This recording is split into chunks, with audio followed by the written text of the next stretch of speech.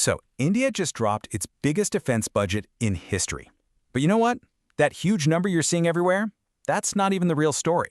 The real story is where that money is actually going. It signals a massive shift in military strategy. So let's get into it and figure out what's really going on.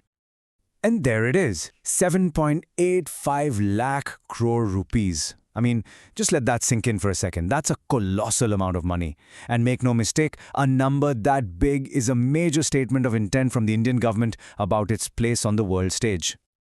Now, to really put that into perspective for you, this is a massive 15% jump from just last year. In the world of national budgets, believe me, a 15% hike in defense spending in a single year, well, it's almost unheard of. So you have to ask, what is driving this? And that brings us right to the heart of it, doesn't it? Is this just more money going into the same old things? Salaries, maintenance, or is there something bigger, something more fundamental happening here? Where is this cash really going? That's the story we're going to dig into right now. All right, so to solve this puzzle, the first thing we need to do is break down the budget. We got to see where all this money is actually being allocated, because the individual pieces are what show us the bigger picture. Okay, so when you look at the breakdown, the lion's share, we're talking nearly 60%, goes to what's called revenue expenditure. The easiest way to think about this is just the day-to-day running costs, right? Salaries, keeping the lights on, maintenance, operations, that kind of stuff. Then another 18% goes to pensions. So yeah, a huge chunk is just for maintaining the force as it is. But see that third slice of the pie, the one called capital outlay? That's the one we really need to focus on. And this right here is where we find the real story. This is the part of the budget that tells us everything about the future direction of India's military. It's all hiding in plain sight, right inside that capital outlay number. So, you're probably asking, what exactly is capital outlay? Well, it's pretty simple. This isn't the money for day-to-day costs. This is the fun stuff. This is the budget for buying brand new hardware. We're talking advanced fighter jets, state-of-the-art submarines, next-gen weapons. Basically, it's the Modernization Fund. And boom, here's the twist. Remember how the overall budget went up by 15%? Well, get this, the capital outlay, that all-important modernization fund, has absolutely skyrocketed by 28%. This is the real story. India isn't just throwing more money at the military, it's making a very strategic investment in becoming a much more technologically advanced fighting force. Now, a massive 28% jump in modernization funding, that doesn't just happen out of nowhere. It's not a coincidence. It's a direct response to what's happening in the world, to a geopolitical environment that's changing fast and, frankly, getting a lot more tense. And the main driver here is something military planners have been talking about for a while, the twin threat. So on one side, you've got the continued and very real pressure from China. And on the other side, Pakistan just hiked its own defense spending by 20%. Having to deal with this two-front challenge is forcing a major strategic rethink in New Delhi. And this is where you can see the specific strategic shifts that are happening. I mean, recent border issues have made it crystal clear that you have to be ready at all times. But even more important is this realization that in modern warfare, it's not about having the most soldiers anymore. It's about having the best tech. Technological superiority is way more decisive than just sheer numbers.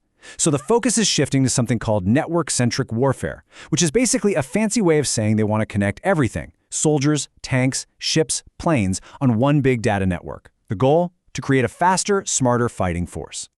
So, with the shopping budget that's 28% bigger, what's on the military's wish list? Let's take a look at what each branch of the armed forces is planning to buy with all this new cash. First up, let's talk about the Air Force. And they have a big problem, a critical shortage of fighter jets. They're supposed to have 42 squadrons, but right now they're hovering around 30. So this budget is designed to fix that, and fix it fast. We're talking a huge order for 114 new Rafale jets, plus more of the homegrown Tejas fighter, and money to keep developing India's very own 5th-generation stealth fighter. All right, next, let's head out to sea with the Navy. For them, the #1 concern is countering China's fast-growing fleet right there in the Indian Ocean. So a huge piece of the puzzle is something called Project 75I, a plan to get 6 brand-new super-advanced submarines. On top of that, they're getting next-gen destroyers, frigates, and making a big push into unmanned systems like sea drones. For the Navy, this is all about securing the seas against a major rival. And for the Army, you're going to see the same theme play out, a big, decisive shift from just manpower to high technology. We're talking about buying things like light combat helicopters that are perfect for mountain warfare, long-range precision artillery, armed drones, lots of armed drones, and new integrated air defense systems. The end goal is to create a ground force that's faster, way more precise, and a whole lot more lethal. But wait, this whole spending spree isn't just about going out and buying the best foreign equipment off the shelf. No, it's tied to something much bigger, a huge national goal: building a powerful, self-reliant defense industry right at home.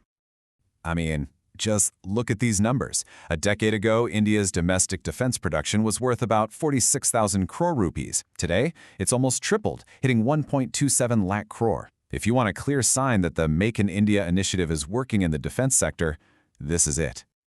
And that number, 1.27 lakh crore, that's not just a number on a page. It represents real weapons, real systems, and real platforms that are now being built inside India. And why does that matter? Well, it means India doesn't have to rely on other countries as much, and it makes sure its supply chains are secure, which is absolutely critical if a conflict ever breaks out. It's a total strategic imperative. And get this, it's not just about making more stuff for themselves. India is now selling more to the rest of the world, too. Defense exports just hit a record 23,600 crore rupees last year. We're seeing really advanced systems like the BrahMos missile being sold to the Philippines and the Akash air defense system going to Armenia. There's no doubt about it. India is really starting to emerge as a serious player in the global arms market. So when you put it all together, the big takeaway is this. This new defense budget is so much more than just a bigger number. It represents a fundamental strategic recalibration. The goal isn't just to have a bigger military. It's to create one that is smarter, way more technologically advanced, and crucially, more and more self-reliant. And all of this leaves us with one final, pretty big question to think about. As India invests all this money into becoming a truly formidable military power, how is it going to navigate that tricky balance between its long-held role as a stabilizing force in its own region and its clear, growing ambitions to be a major player on the global stage? That's the real challenge ahead.